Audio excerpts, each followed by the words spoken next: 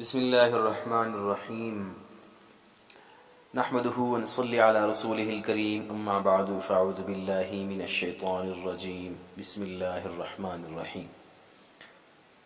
آج کے بیان کا ہمارا موضوع ہے اور ہمارے بیان کے عنوانات ہیں، 3-4 عنوانات ہیں۔ آج اس پہ ہم بات کریں گے تھوڑے مختصر۔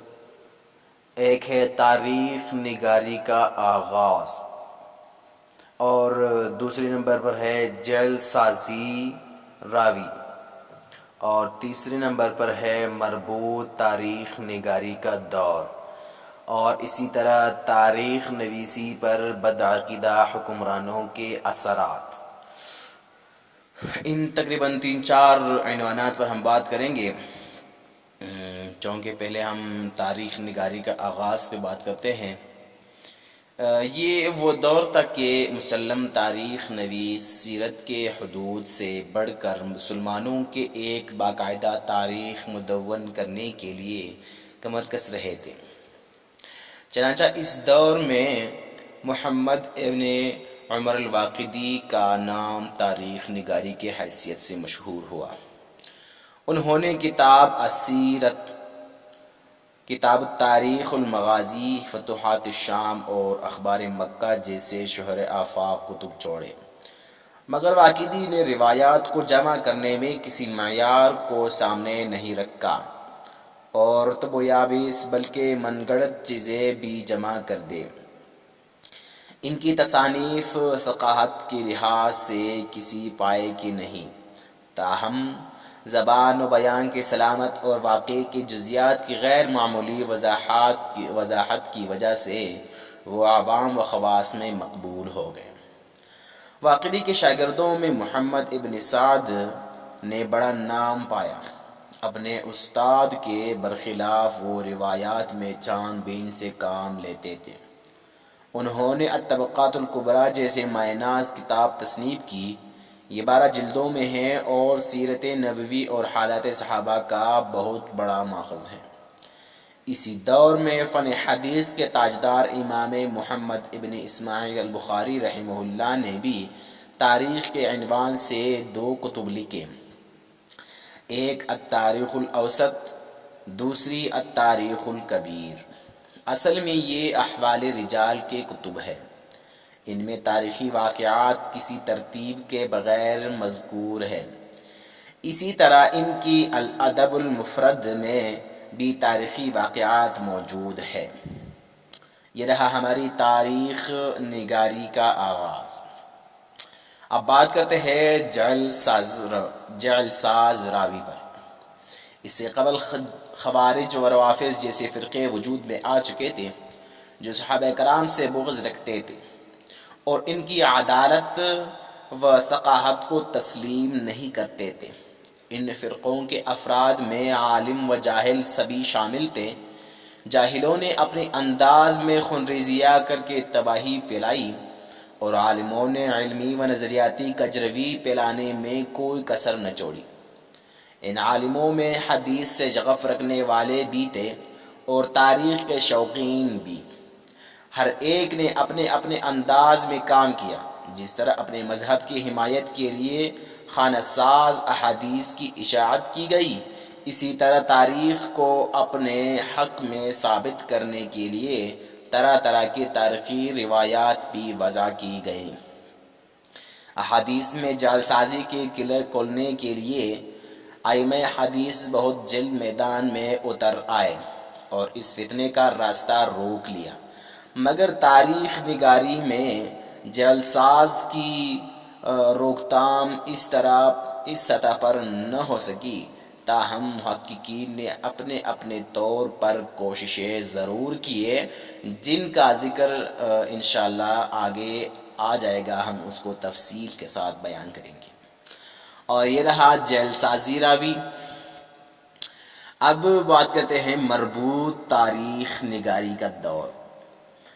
انہیں علوم کے تموج کے دوران مربوط اسلامی تاریخ نگاری کا دور شروع ہو جاتا ہے، جو در حقیقت دنیا میں تاریخ نویسی کی ارتقاء کی طرف سب سے بڑا قدم تھا۔ یہ دور تیسری صدی ہجری کے وسط سے شروع ہوتا ہے۔ اسی دور میں تاریخ کا لفظ سیر و مغازی کے کتب کا عنوان بننے لگا۔ اس کی ابتدائی مثال عمر ابن شیبہ البصری کی ہے۔ تاریخ مدینہ المنورہ ہے۔ اسی دور میں ابن قتیبہ الدینوری نے المعارف تصنیف کی، جو اختصار کے باوجود پیدائش آدم علیہ السلام سے لے کر اس دور تک کے حالات پر مشتمل تھی۔ ابو حنیفہ الدینوری نے الاخبار الطوال لکھ کر عالمی تاریخ نگاری کا پہلا تجربہ کیا، تاہم ان کی کتب میں ضعیف مواد بکثرت ہے۔ اس دور کے اہم ترین تاریخی کتب احمد ابن یحییٰ البلاذری کے فتوح البلدان اور انساب الاشراف ہے، جنہیں اسلامی تاریخ کے ابتدائی ماخذ میں شمار کیا جاتا ہے۔ ان سب سے بڑھ کر جامع کاوش امام محمد ابن جریر الطبری کی شرح آفاق تاریخ الامم والملوک ہے، جسے اسلامی تاریخ کا سب سے پہلا جامع ماخذ مانا گیا ہے۔ اسے عموماً تاریخ طبری کہا جاتا ہے، بعد کے اکثر اسلامی تواریخ کا بڑا ماخذ یہی تاریخ طبری ہے۔ تاریخ طبری اور انساب الاشراف سمیت ابتدائی دور کی تقریباً سبھی کتب میں خلاف تحقیق روایات شامل ہے۔ یہ رہا ہمارا مربوط تاریخ نگاری کا دور۔ اب بات کرتے ہیں تاریخ نویسی پر بدعقیدہ حکمرانوں کے اثرات۔ ان ابتدائی 2-3 صدیوں کے تاریخ میں ملاوٹ تو کی گئی، مگر چان بین کا کام بالکل نہ ہو سکا۔ اس ملاوٹ میں شیعہ حکومتوں نے سب سے زیادہ کردار ادا کیا۔ بنو عباس میں سے مامون سمیت بعض خلفائے تشیع و اعتزال کے طرف مائل رہے اور شیعہ علماء کی سرپرستی کرتے رہے۔ اہل تشیع کے دولت بنو عبید نے 297 ہجری سے 576 ہجری تک شمالی افریقہ اور مصر پر حکومت کی۔ دولت بنی بویہ اثنا عشری تھی، جس نے خراسان اور ایران میں 320 ہجری سے 477 ہجری تک حکومت کی۔ اسماعیلی شیعیوں کا فرقہ باطنیہ 5ویں صدی ہجری کے ربع آخر سے 7ویں صدی ہجری کے نصف تک شمالی ایران، کردستان اور شمالی شام کے ساحلوں پر مسلط رہا۔ ان حکومتوں کے زیر سایہ درجنوں مؤرخین ایسے تھے جو حقائق کو شیعہ حکمرانوں کے منشا کے مطابق مسح کرتے رہے۔ انہیں شیعہ مؤرخین میں سے بعض کی کتب کو شہرت دوام نصیب ہوئی۔ احمد ابن ابو یعقوب نے تاریخ یعقوبی تصنیف کی اور یونان، روم، فارس اور ہندوستان کے تاریخوں کو سمیٹ کر اسلامی تاریخ سے ملا دیا۔ المسعودی کی مروج الذہب کو بھی بڑی شہرت ملی۔